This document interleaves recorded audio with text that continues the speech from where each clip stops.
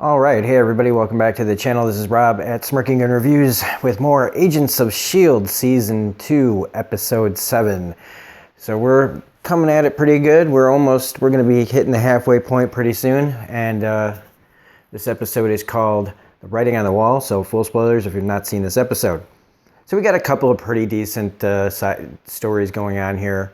The first one is them tracking Ward. They get him pretty quickly as far as like figuring out where he is. It's about how do you take him after that. So this is a chance for Bobby and Hunter and May to try to do, what they do. I really like, again, the spy work here where, they're following Ward.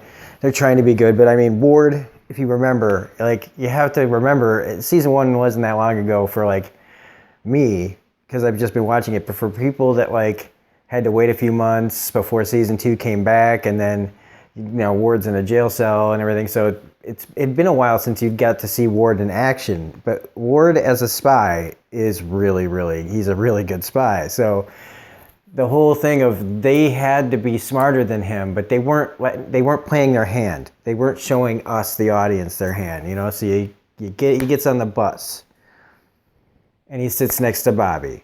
I love first, him being all nice to the lady and the kid until they got on the bus, and then he just shuts down again.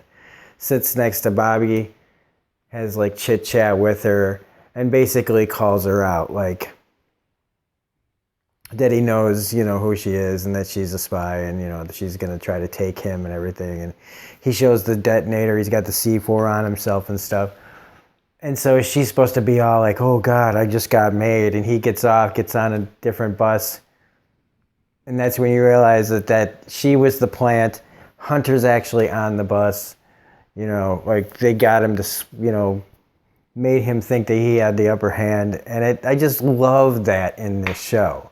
They constantly are able to still do this really good spy work and still track down Ward to the bar that he goes to, but again, see, he still knows, he knows, and and so that guy that works with Whitehall, he shows up with a bunch of his guys in the bar, and it's Ward had all this planned, and they don't find out until later, you know what I mean? He's got the Whitehall's right-hand man, all tied up, right for Coulson, really for Skye.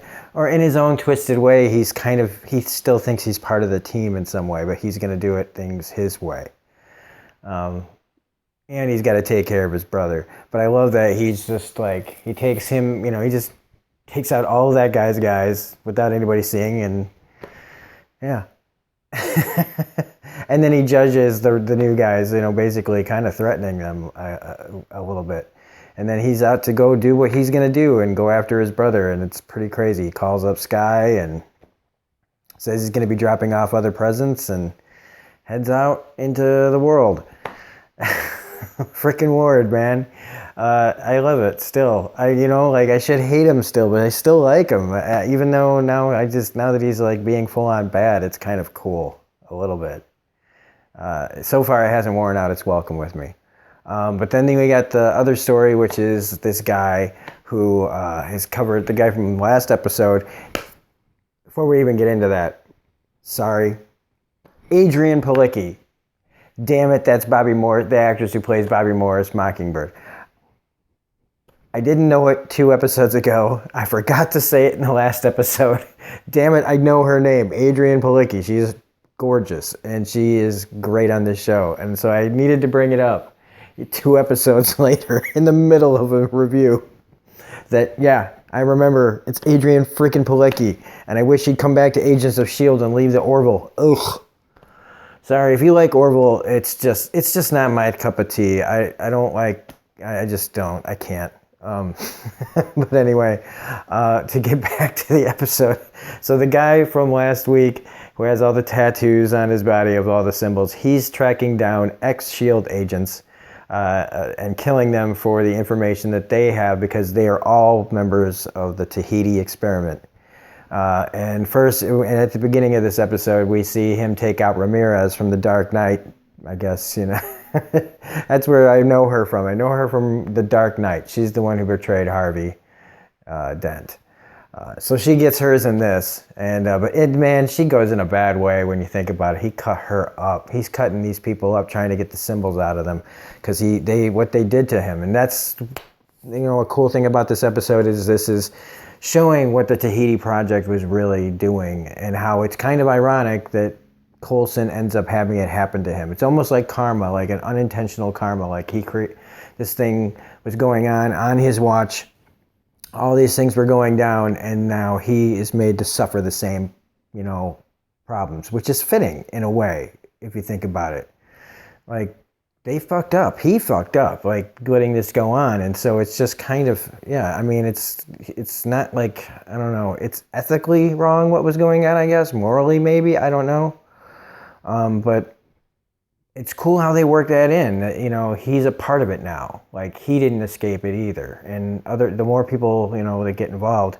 But the coolest thing was the symbols, how all these guys were working at it. Like, this guy might have been a farmer now, but you take one look at that train set from a distance, and you go, oh, fuck. They did it. And they flipped the map, and you can see it from above, and it's the city, it's the map, it's all the symbols. It is so freaking cool how they did this. I really gotta this is not network TV twist, and of how they solved this problem. It is just cool. So freaking cool how they figured this all out, and how that, knowing it but not understanding it, at least seeing the full thing at once, that it's a city, which I'm assuming, if I remember correctly, this would be the Inhuman city of Adelan. And if you guys know anything about the Inhumans, you'll know that all of this build-up to the Inhumans was all for nothing. But it's the journey, right? That's how we need to look at it. So we're getting some really good television, and really good setup for something that later will not pay off, but, it pays off, but not in a way that anybody wanted at all. But what a piece of dog shit that was, man. Inhumans, oh my God, it's so bad. But anyway, so there's that, and that's pretty much it. The long scene at the end with Ward and Sky I've already covered, so. Yeah, and Simmons is still kind of being, shitty to Mac, and Mac's letting out some of his, inner hate, talking about people with alien blood and shit, and it's like, wow, Mac, wow. Hating on that people with alien blood, are you? Anyway, so, yeah, that's this is episode. It's really, really good. So, yeah, if you like this review, please hit the like button, comment, share, subscribe, all that jazz. Anyway, we've got Happy Season 2, Episode 2 coming up in a little bit. Otherwise, we will be doing Doctor Strange, Marvel's Doctor Strange review for the MCU Road to Avengers Endgame. I got my tickets for opening day. Hope you guys all got your tickets as well. And yeah, so we'll see you on the next episode of this. Otherwise, like I said, you can watch Happy. The review for that will be on later. And we got tons and tons and tons and tons and tons of other stuff to look up. So if you just check out the playlists I've created, there's probably something on there you'd like. So, anyway, this is Robert Smirking Gun Review saying have a great night, and we will see you next time.